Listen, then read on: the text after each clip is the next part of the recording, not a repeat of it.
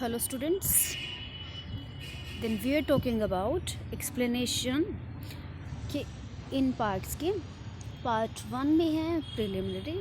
This part gives a short title to the act which extends to the whole of India. Application of other laws like Companies Act is not barred. The act has a very limited application to cooperative societies in certain cases. It also defines a banking company's demand and time liabilities. क्या define कर रहा है? Demand and time liabilities, secured and unsecured loans, managing agents, managing directors, sponsored and subsidiary banks, regional rural banks etcetera. तो ये आ गया preliminary में.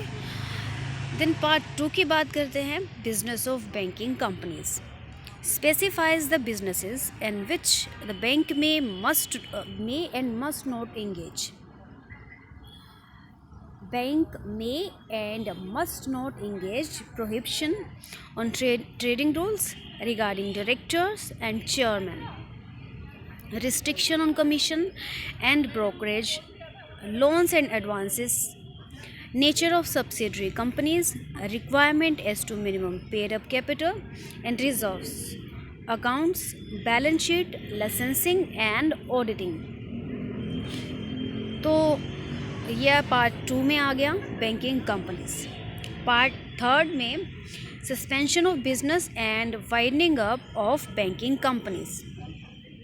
This part contains provisions for suspension of business. कौन से प्रोविजन होंगे? बिजनेस के suspension के लिए. Then winding up by high court, power to dispense with meetings with creditors, preferential payment to depositors etcetera. तो यहाँ हम बात सारी कर रहे हैं पेमेंट्स वगैरह जितने भी होंगे, क्लियरेंस होगा. देन पार्ट 4 में miscellaneous. This part lays down penalties for officers, application for fines, special provisions for private banking companies, change of name or alternation of memorandum. पढ़ा है ना मेमोरेंडम? मेमोरेंडम ऑफ एसोसिएशन था, article of association है ना. तो ये change करना है, अगर नाम में किसी तरह के भी चेंजेस करने हैं तो ये मिसलेनियस में अब डाल रखे हमने. Then power of central government to make rules etcetera. Then part 5, application of the act to cooperative banks. It defines a cooperative bank, a cooperative credit society, a multi-state cooperative society. क्या है? multi-state cooperative society है. Any dispute regarding their primary object or principal business is referred to and determined by RBI. कौन करेगा? RBI करेगा, reserve bank of India. It also lays down requirements as to minimum paid up capital and reserves. Clear? तो ये part basis पे देखो आपको याद कर लेना है. Okay, now application of act करते हैं. First one is private sector banks.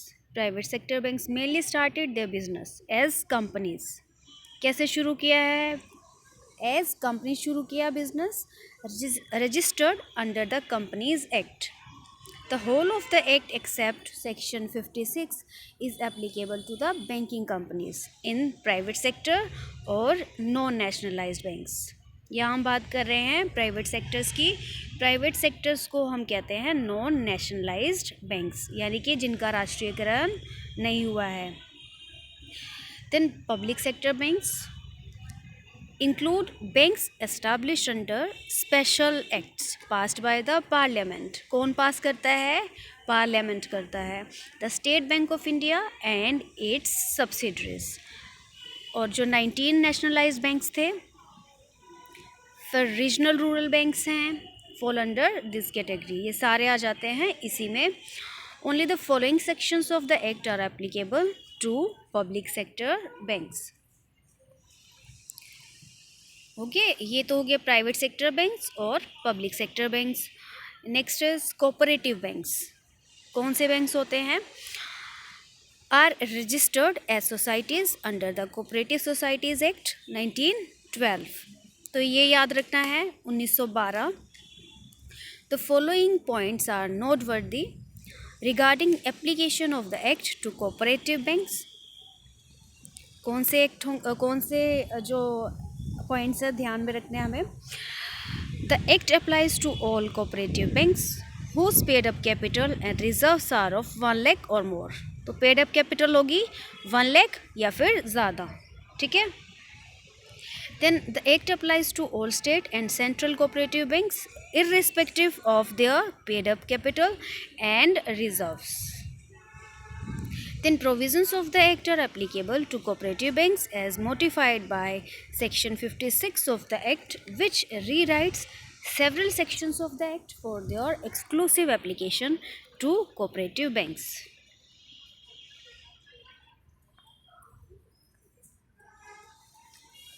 अच्छा, ये जो एक्ट है ये अप्लाई नहीं होता कहाँ।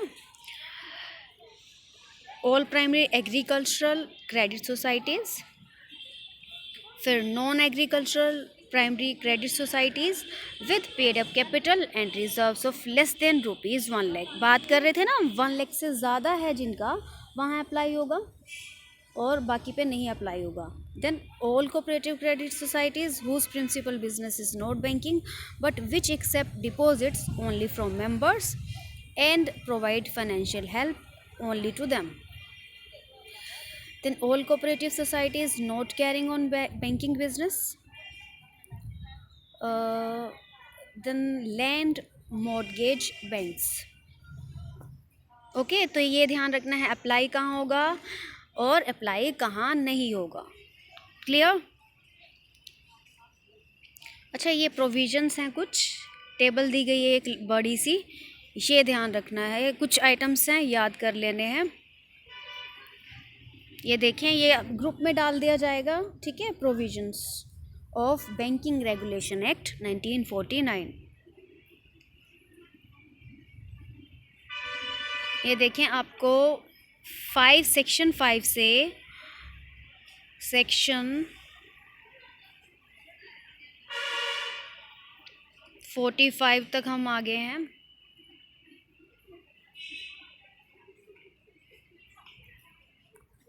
Take a look.